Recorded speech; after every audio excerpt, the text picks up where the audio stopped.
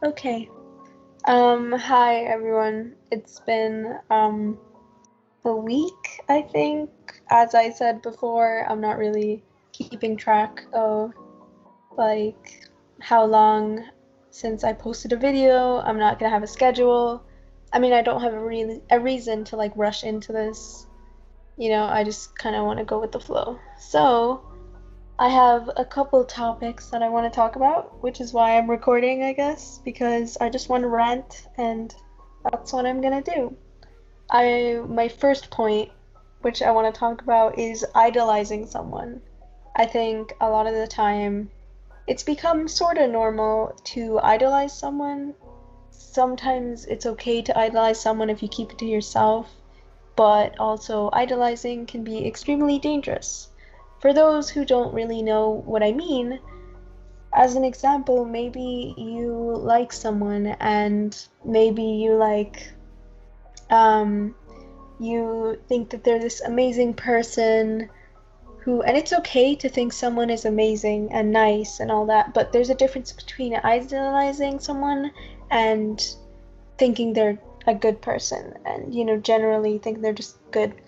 Idolizing someone is more extreme, as in you might think, not necessarily, you might think that they're like, I guess the only way I can describe it is, I know this is a really bad example, but like thinking that they're like this, I guess, a goddess or a god, thinking that they're this amazing person who can solve your problems and is just so great. Like, you put a lot of high standards for this person. It's like you have this idea of perfection in your head for this person, and once again, I told you it's okay to think that they're great and all, but idolizing can put a lot of pressure on the person.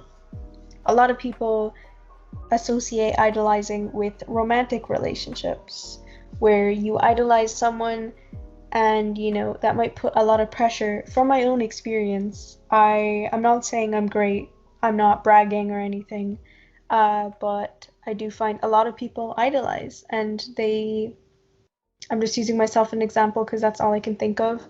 That I was like this thing that could solve all their problems, and I was this amazing person, when in reality I'm only human and I have imperfections and I'm not like this perfect being.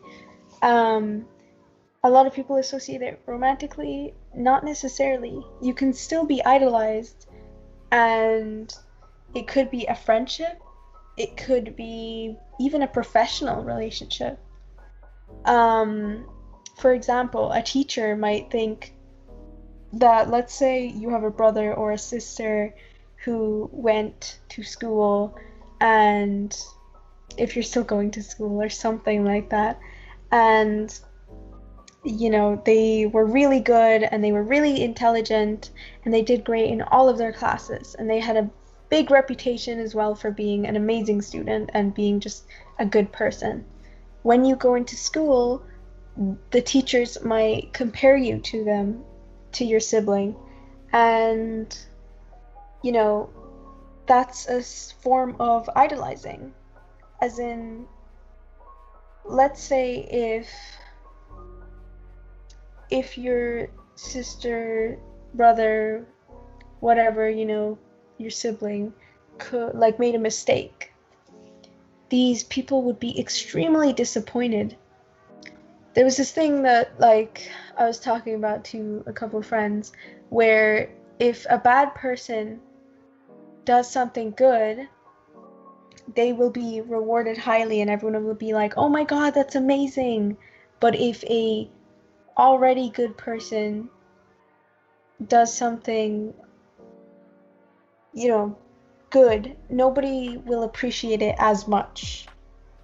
And you might say, "Oh, but I would appreciate someone if they did something good." But if you see someone who's always good and does something good again, you might appreciate it a bit less than you would seeing someone who is, who doesn't usually do good stuff, do something good. And it's kind of like that here, where let's say if the person who was doing amazing in school and was a generally good person, the teachers have formed an idolized version of this student that they are perfect and that they can't get anything wrong. And then suddenly, this person gets something wrong, something simple. Everyone, like the teachers, will be so disappointed in this person and, maybe annoyed or think they're slacking off, or, that idolizing is very dangerous in the fact that it can put so much pressure on someone. A lot of people who have amazing grades, I'm not one of those people, by the way, but like a lot of those people will say it's really hard. And this is how you can see why. These people have a very high bar set for them. Not saying that it's not easy for the people who don't get amazing grades in school, but I'm just saying, like, they have a very high bar set up for them. It's hard to reach, the idolized version of yourself, because that's perfection in the other person's mind. And if you do anything wrong, it will break that image. A lot of people do it, even in friendships. You could say, like, this amazing friend, and maybe they let you down once, and then you're gonna be like, oh my god, why would this person do this? Like, they were so good to me and they're always there for me. Why weren't they there when I needed them at this time? And you won't appreciate their past actions. Not necessarily saying everyone won't appreciate their past actions. I'm not like bunching up everyone. I'm just saying you, just to, narrow it down, I guess. That's what I mean. Idolizing can be very dangerous in that sense, in friendships, romance, professional relationships. It's really dangerous in that sense. Um, yeah, I just wanted to go on a rant a bit about idolizing. I think a lot of people, um, at least my peers, will have, I think they'll think it's normal to idolize someone. While yes, it is sometimes natural to, maybe if you have a crush on someone, you might come up with this version of them in your head if you don't know them. But it's not good to do that in a relationship. If you have a established relationship with someone, you shouldn't idolize them. Or at least you shouldn't hold them up to that standard, because otherwise they're under a lot of pressure, and obviously that isn't good for them. Um, you know, I'm gonna move on. I don't know if you guys will agree with my opinion on that. But yeah, that's my opinion on idolizing people. I feel like a lot of people don't know, or at least they don't realize they do it. So I just thought I would put it out there just in case someone listens and they're like, wow, I do that. So yeah, work on that if you want. You don't have to. I'm gonna talk about, I guess, irrational fears. Spiders, specifically. I have arachnophobia. If you don't know, spiders, a fear of spiders. Um, I I think it's so silly that I'm scared of spiders. When I think about it, I'm like, why am I scared of this tiny thing? And I'm talking about non-deadly spiders, because for some reason I'm not scared of deadly spiders, but I'm scared of the safe ones that won't kill me. But I'm going to talk about spiders, specifically the non-dangerous ones. I don't understand why I'm terrified of these. I will literally scream. I will leave the room. It's like, it's horrible. It's a lot of fear. Um, I find that, like, I cannot function if I see a spider. I will leave immediately. I will go into panic mode, but I won't do anything about it, as in I won't kill the spider.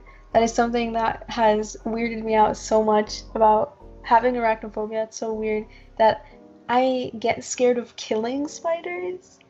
If I kill a spider or even a bug, even though like I will literally have nightmares about it. I will have nightmares if I kill a spider or a bug.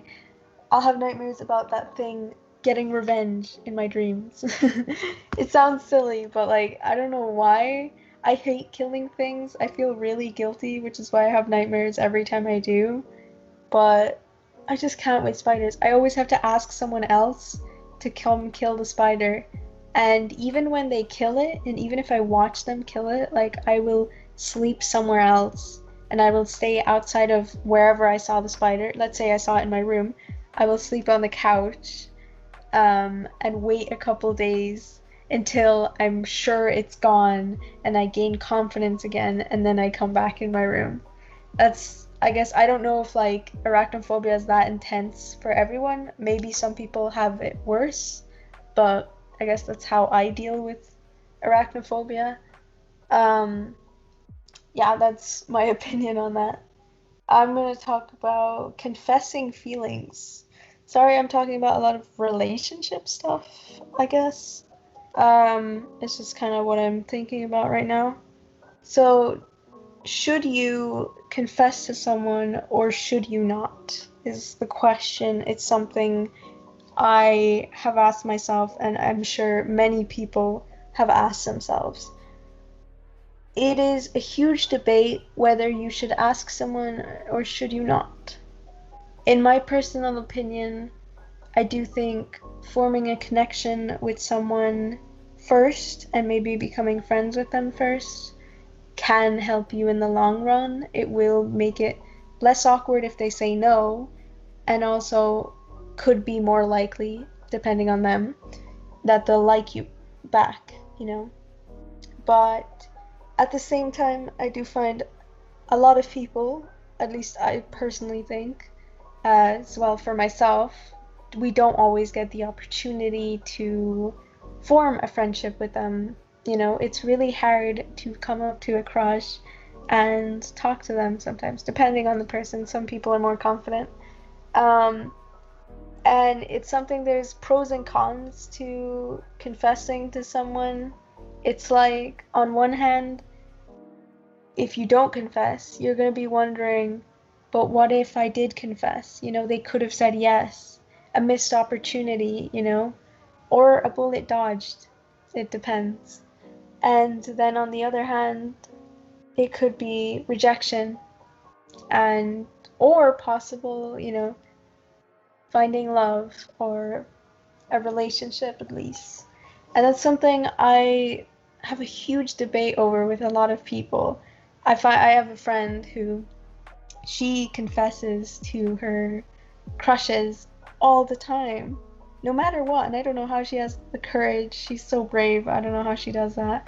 And she has the courage to confess to them whether she thinks they like her or not.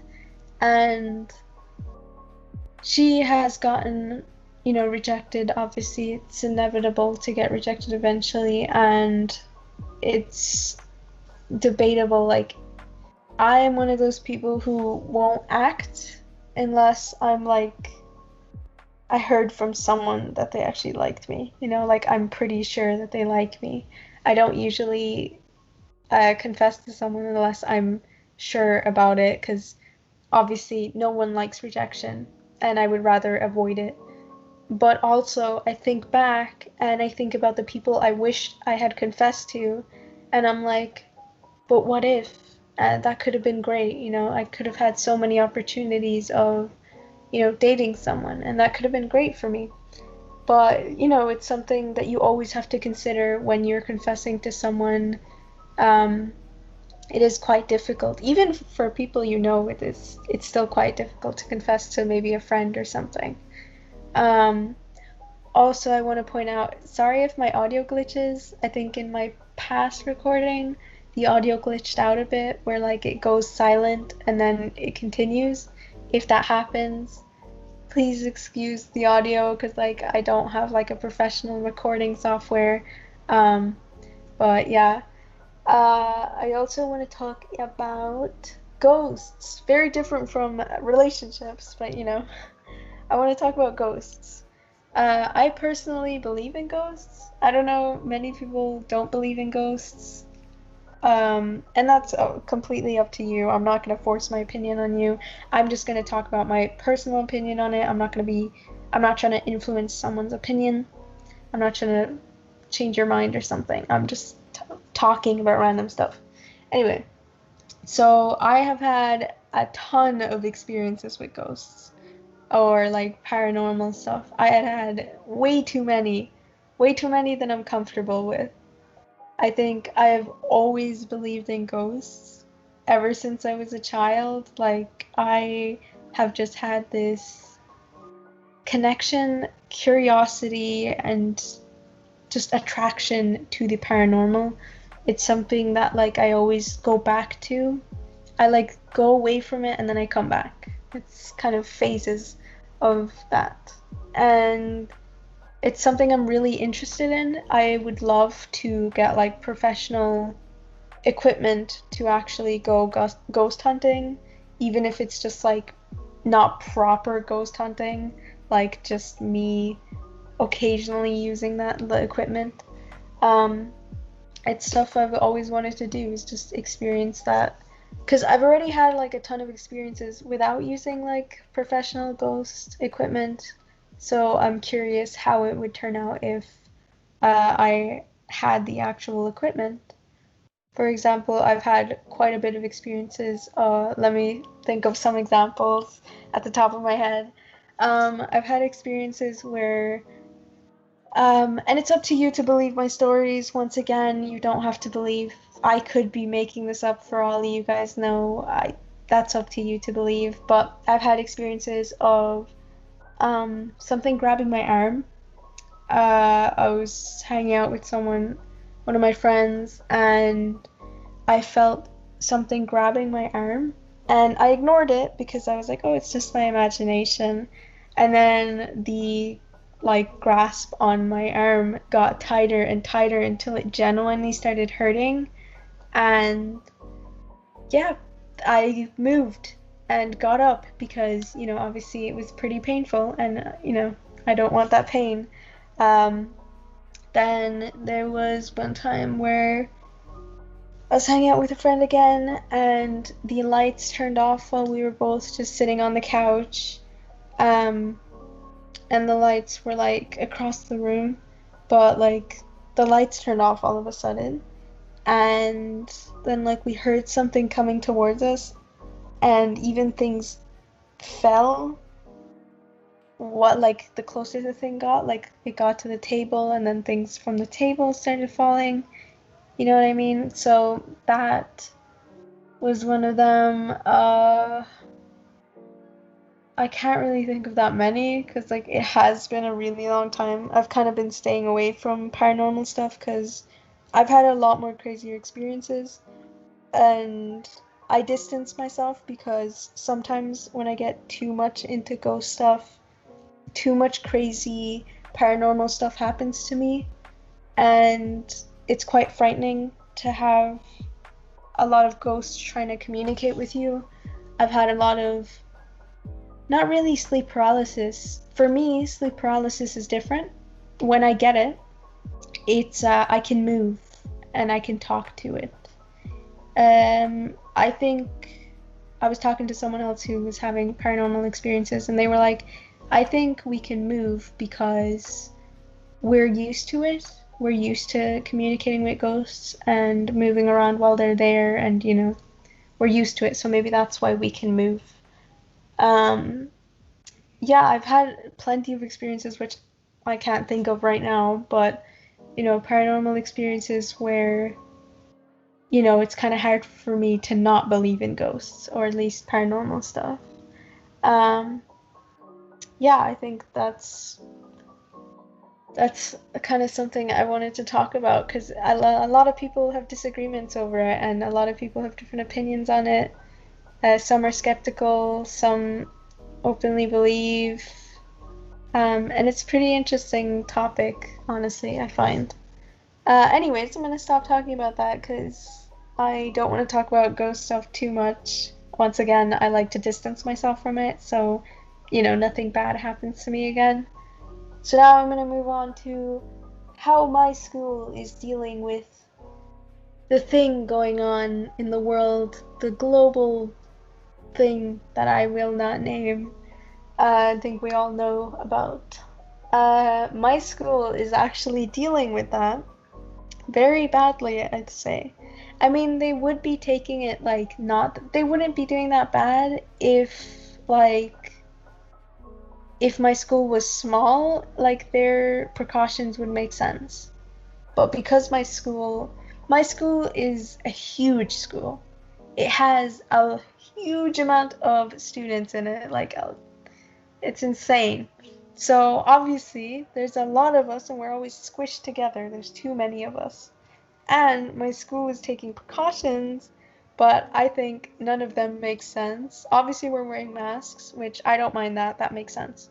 We're sanitizing our desks, we're being pretty safe about that.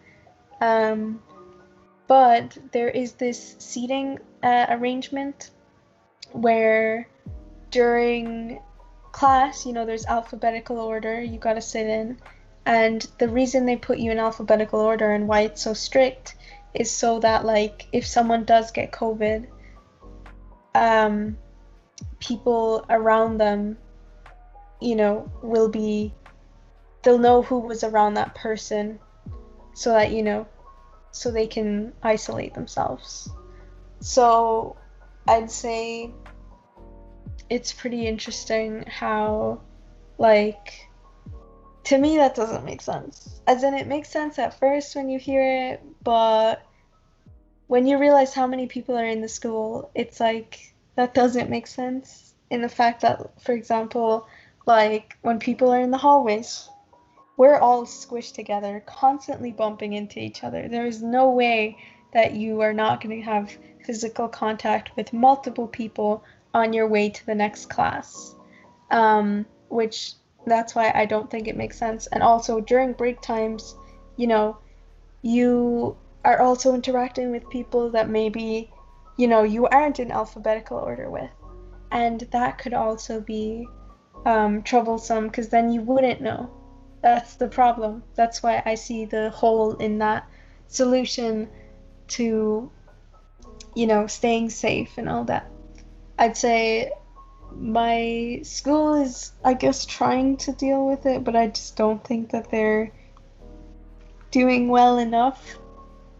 There was a lot of debate about it. Like, at one point, people thought that we were going to, like, come in some days, and then other classes would come in some days, so that it was like maybe half of the school would come in one day, and then the other half would come in other days, so that it was like, everyone was still going, but it was like less people, which didn't end up happening, unfortunately. I do think, I don't know if it has been working, the whole system. I think a lot of people aren't listening to it anymore. At least I've seen a lot of students that don't listen to it, or they don't wear masks properly, or they take off their masks during class. I think it's very stressful for everyone.